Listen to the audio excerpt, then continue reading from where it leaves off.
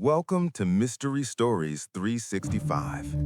Imagine you're taking a morning walk on a beach in New York. The sun is out, the waves are calm, pretty normal day. And then you see something lying in the sand. At first you think it's a dog, but the skin looks like a reptile. The legs are too short, and the face has a beak. What is that? That's exactly what people asked on a July morning in 2008 at Montauk Beach, New York. And nobody, not locals, not wildlife experts, not zoologists, could give a straight answer. Someone said dog, someone said turtle without a shell, someone said giant rat. Nobody knew. The local media had to just make up a name for it. They called it the Montauk Monster. And then people looked at the map and they noticed something. Just a few kilometers from that beach, there's an island that doesn't show up on most maps, an island you literally cannot visit without a special invitation, an island where if you even bring your boat close, armed military will turn you away. That island is called Plum Island. And this wasn't a one-time thing. Strange, unidentifiable creatures kept washing up on that beach again and again. And almost everyone had the same feeling. It's connected to that island. So today, we're going to talk about what's really going on there, because the truth is way stranger than any monster on a beach. Let's get into it. So officially, Plum Island is pretty boring. It's a small island in the sea near New York, about 2 miles from Long Island's coast. And there's a government lab there called the Plum Island Animal Disease Center. The official story? Scientists study animal diseases there, specifically 2, foot and mouth disease and African swine fever. Both affect livestock like cows, pigs, goats, and sheep. Now, these diseases are genuinely dangerous. When England had a foot and mouth outbreak in 2001, they had to kill over 6 million animals. The economic damage was around $8 billion. So fine, sounds like a legit research facility, right? That's exactly what the government wants you to think, because the real story starts not in America, but in Nazi Germany. When World War II ended, a quiet race began between America and the Soviet Union. Not a race for land or oil, a race for German scientists, because the Nazis had some of the best scientific minds in the world, and both superpowers wanted them. America ran a secret program called Operation Paperclip. The deal was simple: work for us, and we'll forgive everything you did during the war. The Soviets did something similar, except they just grabbed scientists by force. Now, among the scientists America recruited was a man named Dr. Erich Traub. Remember this name? Traub was a German expert on animal diseases. But during the war, he wasn't just studying diseases. He was working directly under Heinrich Himmler, the second most powerful man in Nazi Germany after Hitler himself. Traub worked on a small island in the Baltic Sea called Reams Island. Picture it, a tiny island surrounded by water and fog, with a secret lab inside where he was infecting animals with diseases and watching how fast they died. His job? Destroy Soviet livestock using biological weapons. But his most terrifying skill was something else. He knew how to turn ticks into weapons. Those tiny bugs that stick to your skin and suck your blood? He figured out that if you infect them with dangerous diseases and release them in enemy territory, you can wipe out an entire army without firing a single bullet. After the war, America brought Traub over. He went to Fort Detrick, the U.S. Army's biological weapons headquarters, and explained his entire island lab setup to American scientists. And those American scientists basically copied it. That's how Plum Island was born. Now here's where things get really dark. There was another scientist involved, a Swiss guy named Willy Bergdorfer, who came to work in America in 1951. Officially, his job was to protect people from tick-borne diseases. But according to investigative research, his real job was to weaponize ticks for the military.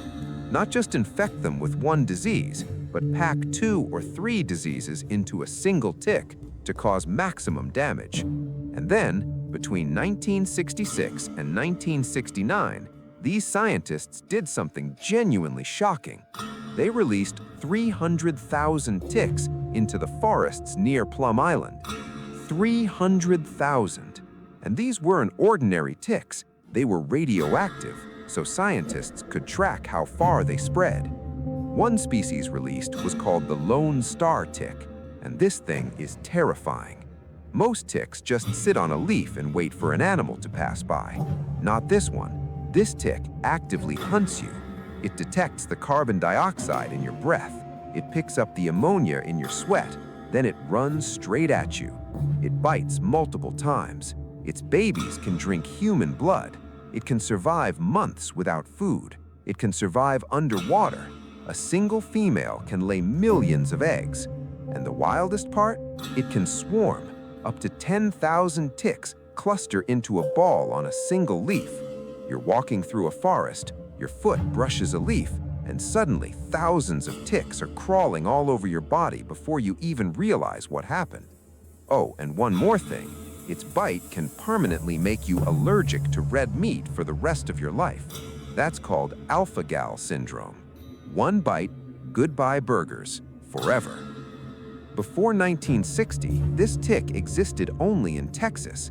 After researchers released 300,000 of them in Virginia, it spread across the entire eastern United States, from Minnesota to Florida, and it's still spreading today. Now we get to the twist that makes everything click. 1975, a small town called Old Lyme in Connecticut. People start getting sick. Weird rashes shaped like a bullseye, a red ring inside another ring, then high fever, then joint pain so bad people can't walk. Some people start losing their mind. Some get paralyzed. Doctors are completely lost. They initially thought it was some kind of arthritis. 2 years later, they figure out it's caused by a tick bite, a bacterium later named Borrelia burgdorferi, named after Willy Burgdorfer, who discovered it in 1982. The disease was named Lyme Disease, after that little town. And when doctors mapped out where all the patients lived, they saw a pattern that gave everyone chills. The highest concentration of cases came from the area closest to Plum Island. Now, important disclaimer here. The Plum Island Lyme disease connection is a theory. Scientists point out that the Borrelia bacterium is ancient. It was even found in the DNA of a 5,300-year-old mummy discovered in the Alps. But here's what the theory's supporters say. Yes, the disease is old, but an outbreak this big, this sudden, this concentrated in one area? That had never happened before, and it happened exactly at the same time and place where tick weaponization was happening at full speed. And Burgdorfer himself admitted in a 2013 interview that he had been involved in bioweapons research. After he died in 2014, a note was found at his home. It said, "I used to wonder why nobody did anything." Make of that what you will. Now, some of you are thinking maybe this is all conspiracy talk. Fair, but let's look at the government's actual track record real quick. In the 1930s, the Tuskegee experiment, the US government gave 400 black men syphilis and deliberately withheld treatment just to study the disease. This is documented. This happened. In the 1950s, bacteria were sprayed over the entire city of San Francisco without telling anyone. In 1966, bacteria were released in the New York City subway to test what would happen in a biological attack. These are not rumors. These are proven, documented events. So when people connect Plum Island to suspicious outbreaks, they're not being paranoid. They're pointing to a pattern of real behavior. And Plum Island itself has a bad safety record. A foot-and-mouth disease leak happened in 1978, killing animals in surrounding areas. Everything had to be burned. In 1971, Cuba had a sudden African swine fever outbreak. Cuba directly blamed the US, claiming the disease came from American experiments. Over 500,000 pigs died. This is why in 2019, a U.S. congressman stood up in Congress and demanded an investigation, asking whether the military had ever used ticks as weapons, because 350,000 to 450,000 new Lyme disease cases happen in America every year, and people deserve to know the truth. Officially, Plum Island shut down in 2025. But here's the thing: shut down doesn't mean the work stopped. It just moved to a brand new lab in Kansas, right in the heart of America, where most of the country's food is grown. If anything leaks from there, it doesn't just affect a coastline, it could take down the entire national food supply. And Plum Island itself? It's described as an environmental disaster. The old buildings are too contaminated to clean. Toxic chemicals have been buried in the soil for decades. Every attempt to properly decontaminate it has failed.